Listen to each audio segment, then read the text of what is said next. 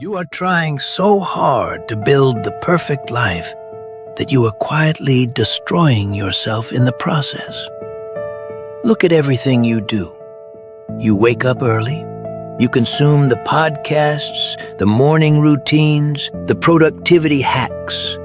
You meticulously track your diet, your sleep, your habits, and your goals. You are pushing harder than you ever have before to level up and become the ultimate version of yourself. And yet, if you are brutally honest in the quiet moments of the night, you have never felt more exhausted. Society sold you a lie. They told you that if you just worked a little harder, optimized a little more, and fixed all your hidden flaws, you would finally feel a sense of peace. But the peace never comes, does it? Because the pursuit of self-improvement has stopped being a tool. It has become a trap, a prison you built for yourself. Today, we are going to expose the dark side of the hustle, and we will look to an ancient, forgotten philosophy to show you how to finally step off the treadmill and find true, dominant power in the art of letting go. Welcome to the modern American epidemic. It doesn't have an official medical name, but you feel it in your bones every single day. It is the crushing, suffocating weight of chronic dissatisfaction. In the modern world, we have been conditioned to view ourselves not as human beings, but as software. We have deeply internalized the belief that we are always one update away from fixing the bugs in our psychology. If we read just one more book, learn one more psychological trick, buy one more planner, or launch one more side hustle, then finally we will be complete. But think about the very nature of a treadmill. It is a machine designed exclusively for motion, not for reaching a destination. The self-improvement industry thrives on a very specific, highly profitable, and poisonous assumption. It assumes that exactly as you are right now, you are not enough. It tells you that your current self is just a rough draft, a messy, unacceptable prototype that needs to be constantly hacked, molded, and beaten into submission. So you declare war on yourself. You fight your natural rhythms. You force yourself to wake up at 4:30 in the morning because a billionaire on the internet said it was the secret to ultimate success. You force yourself to work 12-hour days because the culture glorifies exhaustion as a badge of honor. You label your natural, biological need for rest as laziness or a lack of discipline. But here is the psychological trap that is quietly destroying your sanity. When your entire identity is based on the act of improving, you can never actually arrive. The finish line is a mirage. The moment you achieve a goal, whether it's losing 20 pounds, hitting a new income bracket, or mastering a new habit, the dopamine spike fades within hours. And immediately, the machine in your mind demands a new goal, a higher income, a better physique, a more optimized morning routine. You spend your entire life endlessly preparing to live, but you never actually live.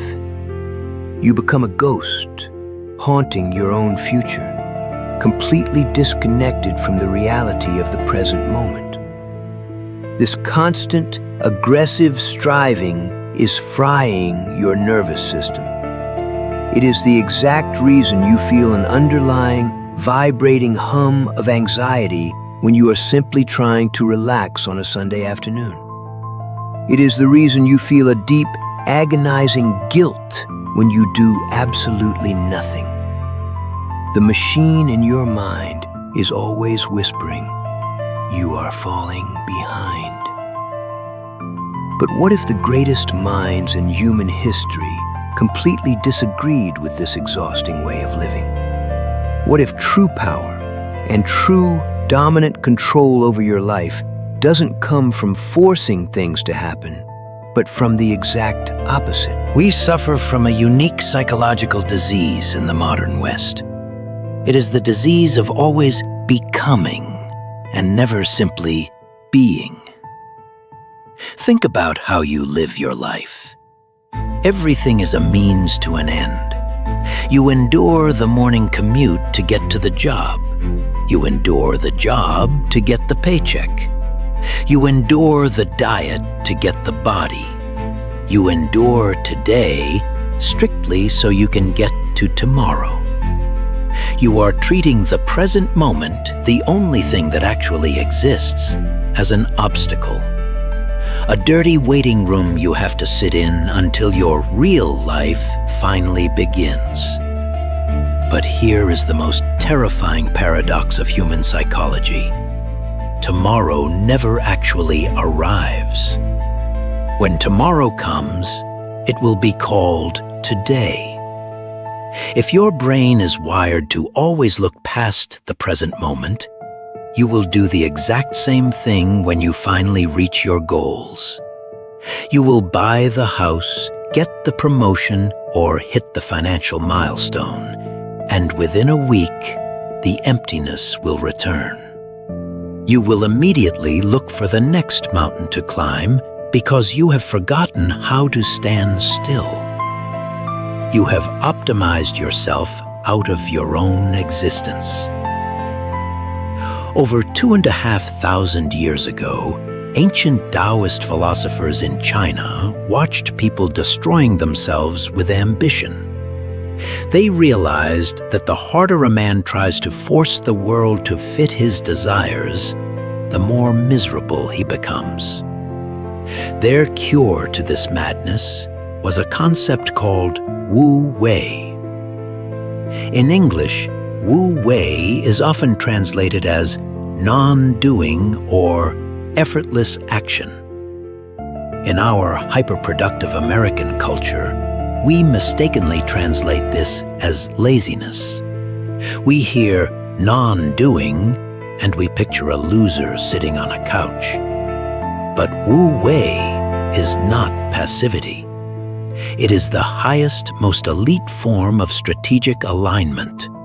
It is the understanding that water is the softest, most yielding substance on earth, yet it can carve through solid mountains of rock. Water does not push. It does not hustle. It does not wake up at 4 a.m. to grind. It simply yields to gravity, flows around obstacles, and remains completely unstoppable. When you practice Wu Wei, you stop fighting the current of your life. You stop forcing relationships that are meant to end. You stop forcing business ideas that are clearly failing. You stop beating yourself up for needing to rest. You step off the treadmill of self-improvement and you finally allow yourself to just exist. There is a profound story in the ancient Taoist text, the Zhuangzi, about a master woodcarver named Qing. Qing carved a wooden bell stand so unimaginably beautiful, so perfectly proportioned, that the king himself believed it was made by the hands of gods, not a mortal man. The king summoned Qing and asked, "What is your secret? What technique did you use to create such perfection?" The master woodcarver bowed and replied, "I have no secret technique, Your Majesty. When I was given the task to carve this stand, I did not rush to my tools. Instead, I fasted for 3 days. I fasted until I forgot any thought of congratulation or reward. I fasted until I forgot any fear of blame or failure. By the 7th day, I had completely forgotten my own ego. I forgot my own body. I forgot the king's court. Only then, with my mind completely silent and empty of ambition, did I walk into the forest.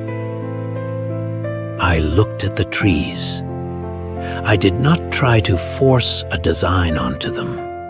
I waited until I saw the perfect bell stand already hidden inside one specific tree. My hand simply guided the knife. The art created itself. The master woodcarver achieved immortality through his work, not because he hustled, not because he optimized his morning routine, but because he killed his ego's desperate need to become something. If you are exhausted, it is because you are carrying the heavy, useless armor of your own ambition. Tomorrow morning, do not wake up and declare war on yourself. Delete the habit trackers that make you feel like a failure. Stop shrinking your existence down to a checklist. You are not a machine. You are a biological organism, a force of nature. And nature does not rush, yet everything gets accomplished. Breathe. Stand still. Let the chaotic waters of your mind settle into glass, and watch how much power you truly have when you finally stop trying so hard.